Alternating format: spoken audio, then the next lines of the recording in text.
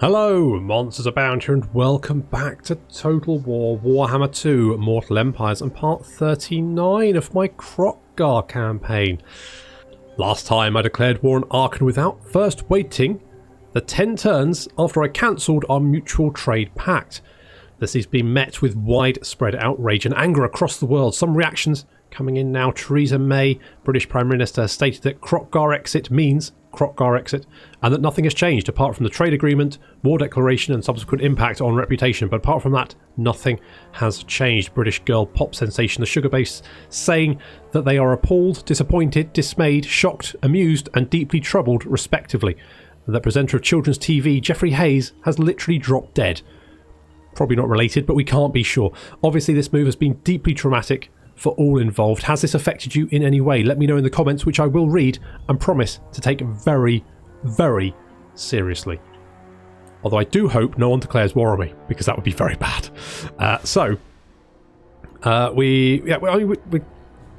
Arkin has got he's most of his armies are here at the Wizard Caliph's Palace, so I'm not overly. Where is? Oh, there's Arkin. There he is. Staff of Nagash. And the Tomb Blade of Arkin. Okay, that's fine. So it looks like Lord Porridge and Honey Smacks are probably going to be the ones dealing with him. Got some skill points here. Let's go with Foe Seeker. Let's do that there. Let's get Foe Seeker there. And Lucky Charms. I quite like Curse of Anra here. So let's get that. And skill points here for Honey Smacks, who is level 7. I mean, Windblast is a nice one. Hunt Leader, Sacred Guardian. What do you have? You've got a lot of just... Let's go Proud Warriors, just to beef up our Saurus a little bit. And Kroq-Gar's over here at Bella Lead, having captured that without any resistance, because it was quite easy. I'm a little bit concerned that they've got quite a few armies down here. But I feel like Lord Porridge and Honey Smacks have probably got this. And Cholai's running back southward after dealing with that Chaos stack all by himself. Good job, Cholai. And we do have the Feral Force. Can we recruit any units?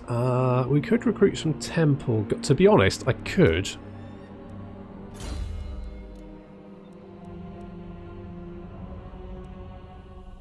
Because this guy has literally no skill. So I could actually get Pancakes back in.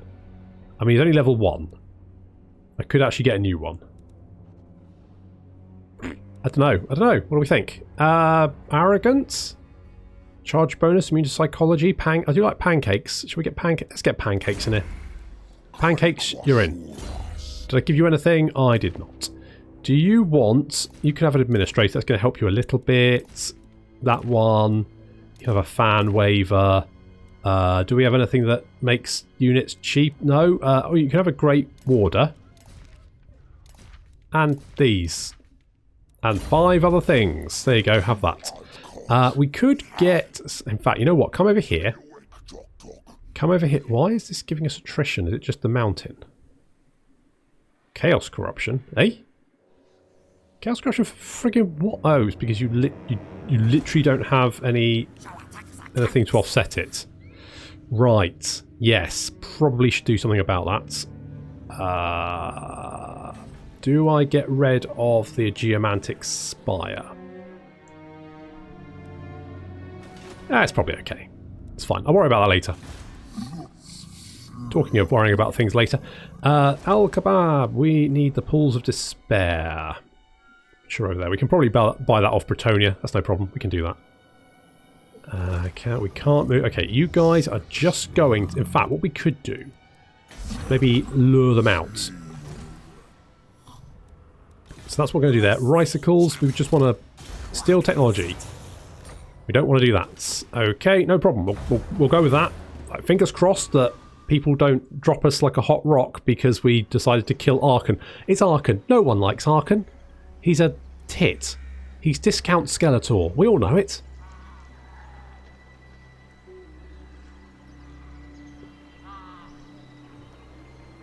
He struts around with a stupid hat, with his weird soulful eyes. Looks like old Arkin is back on it.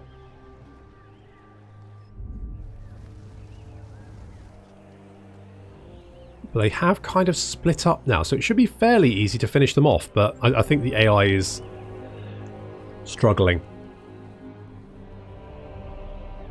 Despite the fact they've got literally no other targets. It's Norska and the Warriors of Chaos that they've got to deal with, and they're still fannying about.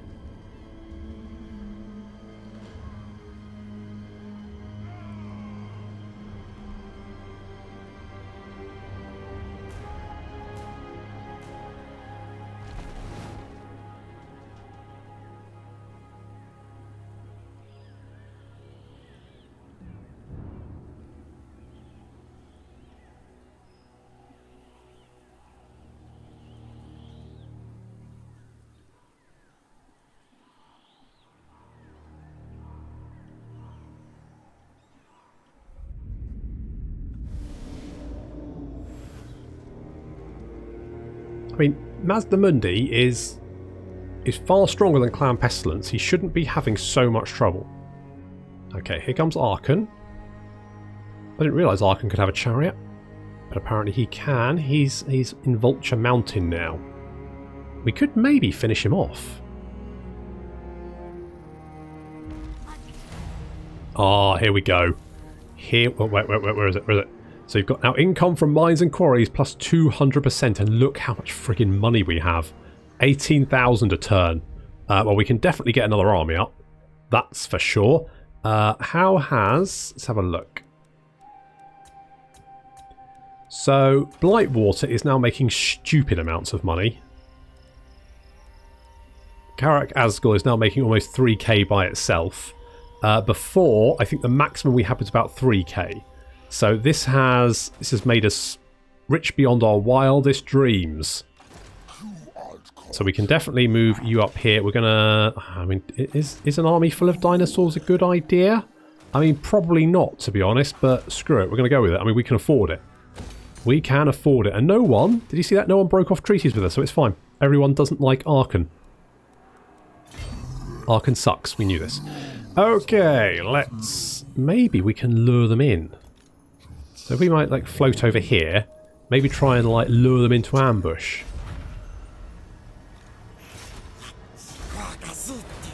Meanwhile, we'll smash the walls in and steal the technology, just for shits and giggles. Ricicles, have you already done stuff? No, you haven't. So we're going to steal 3 lots of technology. Which makes our research rate almost 300%, because I don't know what else to do with them. So, let's get...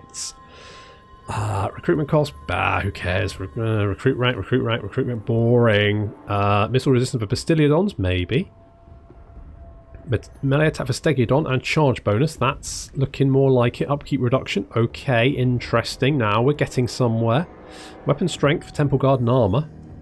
Okay, here we go. Let's get the sequence of honoured guardians. The most respected of all Saros warriors, the Temple Guard are equipped with the finest arms and armour available. Saucy. Okay, let's get... screw it. Harmonic convergence? Sure.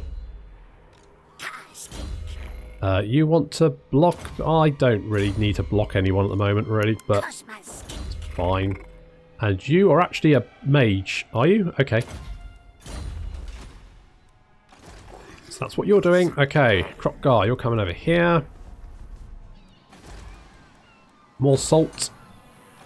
More salt. And let's hinder their replenishment, just for no reason particularly. But, okay, so Kroq-Gar's going to come down south through the past the mountains, through the desert. And Tweedledee and Tweedledum are going to come through Vulture Mountain and hit the Wizard Caliph's palace. So they're going to have the hard job, because it looks like most of Arkin's armies are to the south here. So Kroq-Gar's not going to have much to do.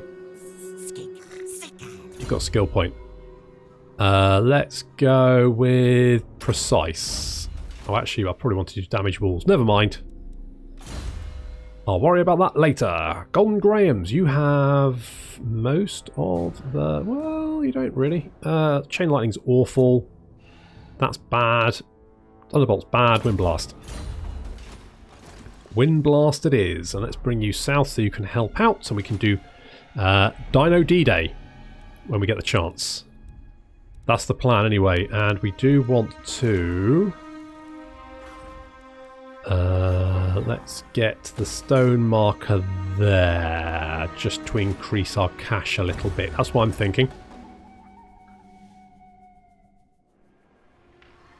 Anything that boosts up the money. Oh, Oatmeal's going through Athel Loren. That's nice for him. Just enjoying the sights. I'm sure he won't get shanked by a wood elf for no reason.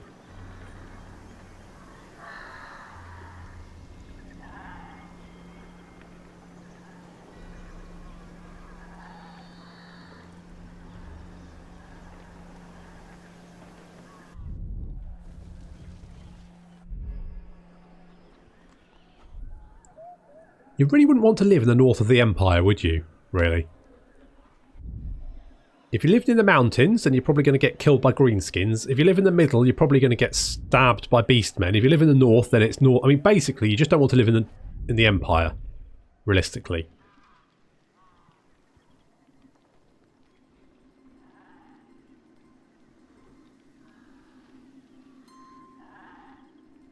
I can't believe the Bretonnians are having so much trouble with beastmen. They're really struggling with them. Although the High Elves have now got their colonies back, so that's nice for them.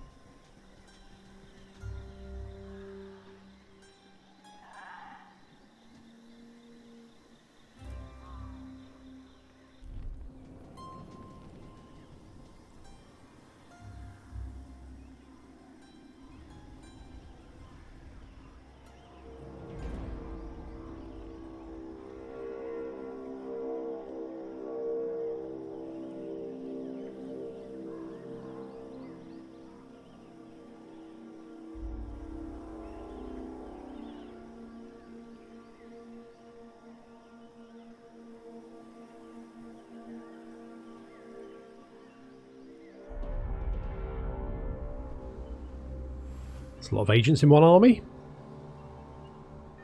Oh, just murdered one. Oh, hello, hello. Hello, Arkin. Nice to see you.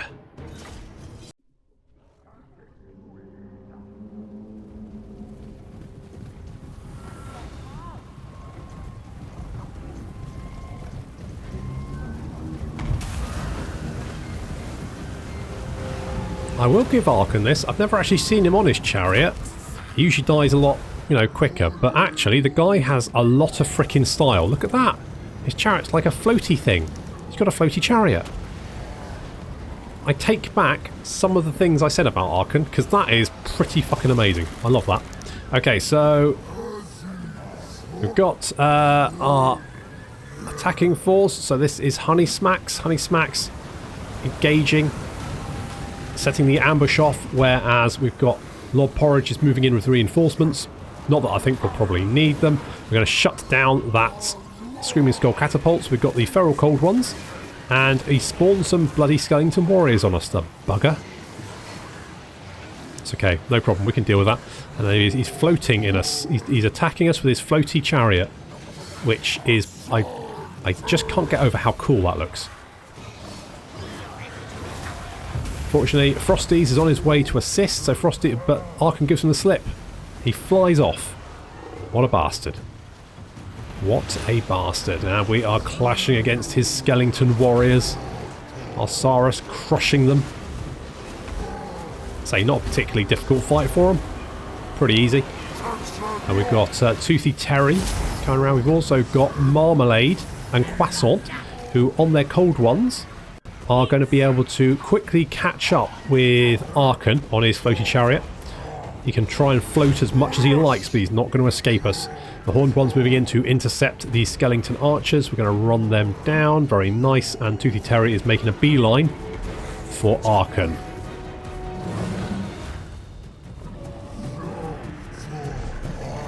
Arkin obviously doesn't see him and takes a lot of damage from that first attack. Ouch. It's going to sting. And in comes Croissant and Marmalade. He tries to get away, but unfortunately he's stuck. In comes Terry again. Oh, he's taking a lot of damage now. He's trying to get away. Doing his best. Some of his Tomb Guard wheeling around to try and help.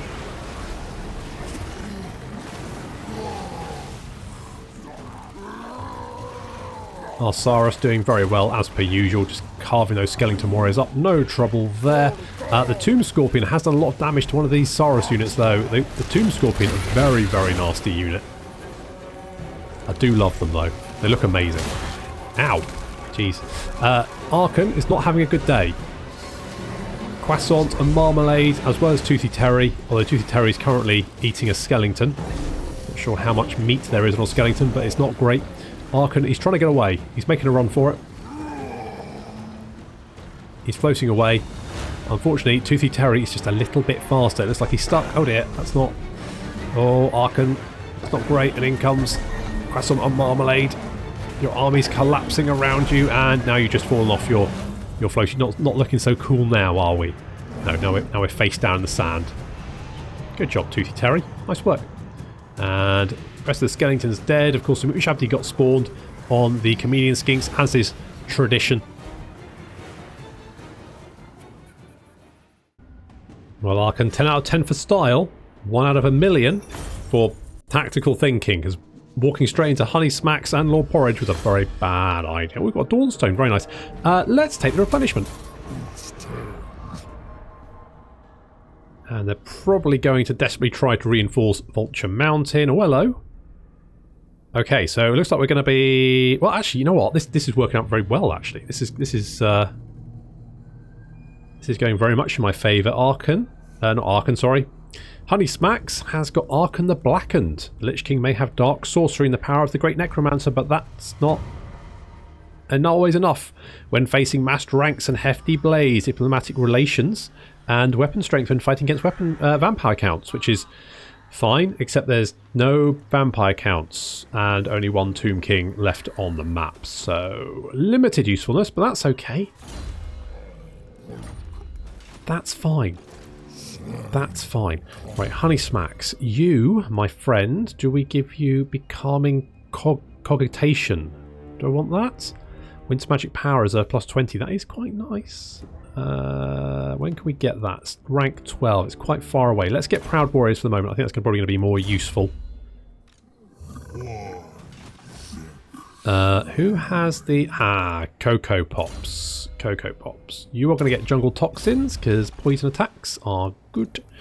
And what's the defences like here? Minimal. Minimal defences. Can we... I mean, Stealing Technology is fine. Yes, I do like Stealing Technology, don't get me wrong. Damage walls. Success. Okay, fab. That's what we wanted. 2 breaches. That's enough breaches. That's fine. Okay, let's move our forces. Honey Smacks, and then Lord Porridge, you can go first. Now that says it's not that... I mean, I thought that would be far more even. To be fair, they've got quite a few constructs, so that's probably why. But I feel like Lord Porridge has got this. So... once more into the 2 breaches, my friends.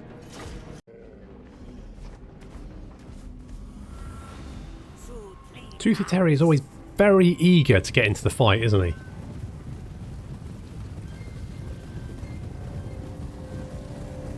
More haste, less speed, Terry. You're just going a little bit ahead of the rest of the army. A little bit. It's okay, though. Now, I don't think this fight should be as difficult as it makes out. I'm feeling fairly confident. We're getting a nasty Spirit Leech cast on the Blessed Pterodons. You can see that's done a lot of damage to them, so we're going to heal them up with Cold-Blooded.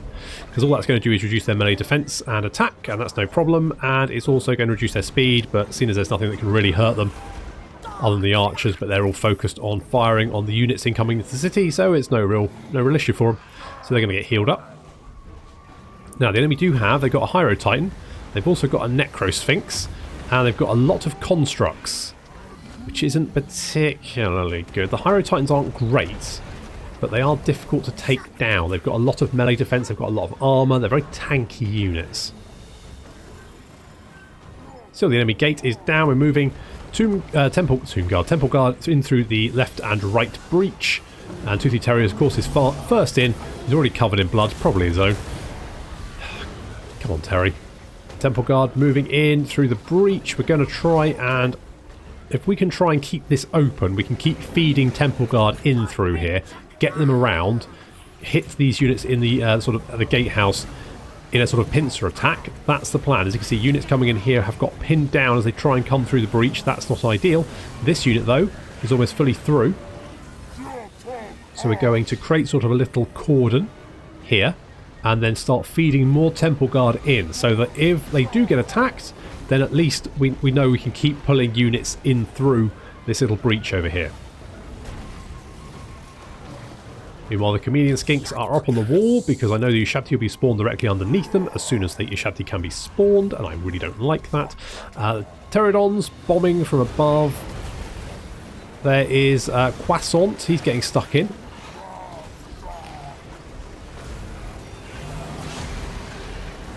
Hyrule Titans, we've thrown the Temple Guard in. I feel like we're fairly safe here. We've also thrown a second unit in to hit the Skeleton Warriors in the rear, hoping to sort of close around them. More Temple Guard coming in through the breach, and reinforcements now sat and waiting outside the city to push in when they can. The Hyrule Titans just like literally wading through Temple Guard, not giving a shit.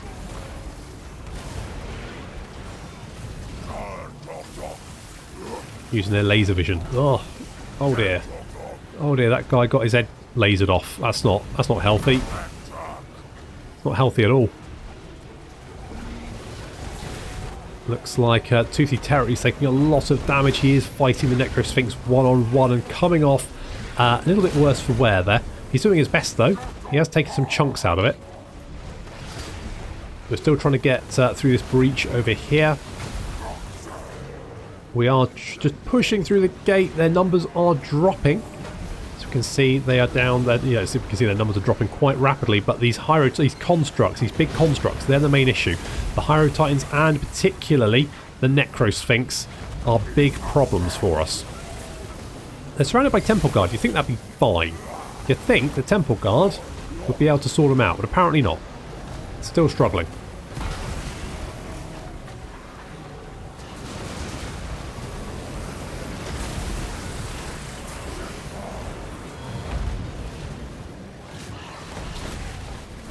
That Necro Sphinx is an absolute nightmare. You can see we've got them surrounded, we've pinned them down, and Ushabti being spawned. Yeah, there we go. They were spawned right where the chameleon skinks were. Fortunately, they can't be spawned on a wall, so we're just going to like pepper them with shots as they run away. Good. Screw you.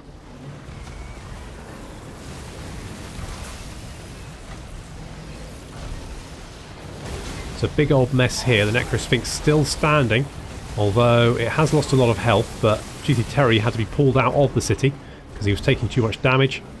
Where is he? Oh, there he is. Yeah, we're almost going to pull him out. As you can see, yeah, we're trying to heal him up when we can, but he's still taking a considerable pounding.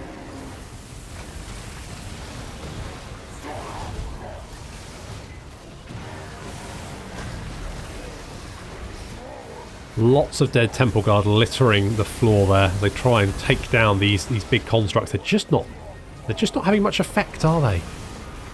They really are struggling against them. I think it's probably because they don't maybe have the attack. I mean, their attack's actually pretty good. I don't know. Do they have magical resistance, maybe? Can we see? I just feel like they... They're a construct, they're crumbling, disgenerated spirit conduit, what's that? Increased to power reserves, okay, causes terror, causes fear. So there's nothing particularly, I would say, that makes them very invulnerable. I was wondering if maybe they had like a resistance to fire attacks or something, and that the fire damage was... But no, it's literally just the case they are just super duper tanky. And you can't bloody kill them. Got some Necropolis Knights. They gave us a little charge in the rear, but got wiped out. So we're very much... It's very much in our favour. As you can see, enemy numbers are dropping. And they're starting to crumble away now.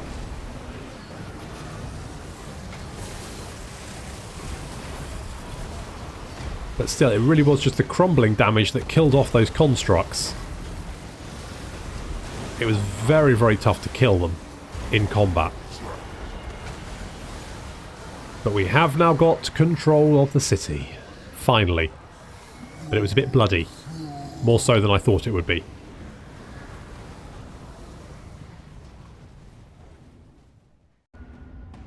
Okay, that actually was a lot harder than I thought it would be. Constructs are mean. Really mean. What do we get? Wailing Banner. That's actually quite a nice banner. I'll have to equip that. Okay, now question is, now they've got more armies at the Wizard Caliph's palace. So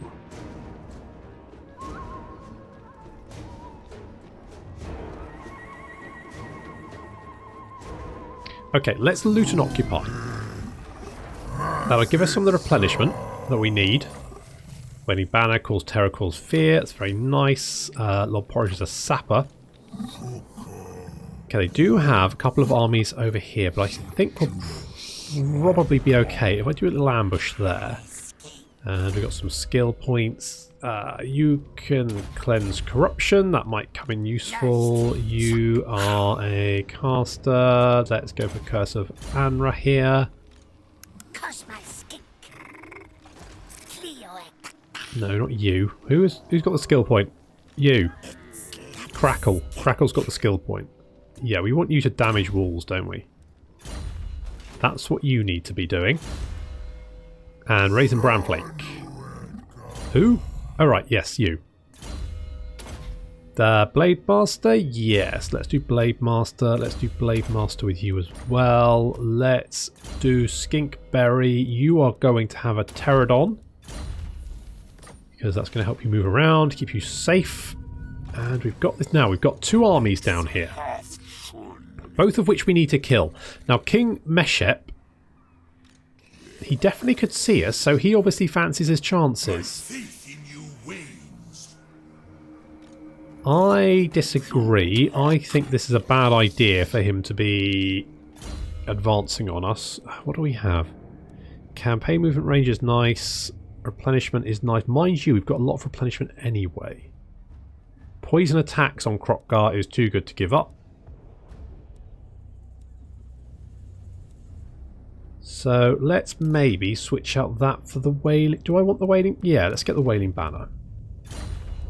I could put the Wailing Banner on the other horned ones. Now they already cause fear, but that would make them cause terror as well, which rear charge with a terror causing unit is never fun for the unit that's being charged, so that seems like a good idea there. Kroq-Gar, I think, is going to come down here and engage them, but first let's move Cholai down to help out, and we've also got Pancakes over here, who is... Let's move you up. Can we recruit any units here? Okay, so we've got a lot of sort of tanky, stompy units, but not much in the way of, and quite fast units as well, but not much in the way of sort of infantry. So maybe we want to go Temple Guard over here.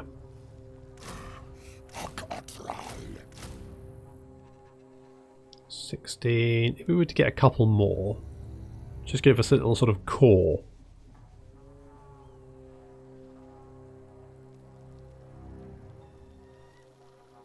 And then we could grab, obviously we'll want a caster. Holy shit, we can have 17 of them.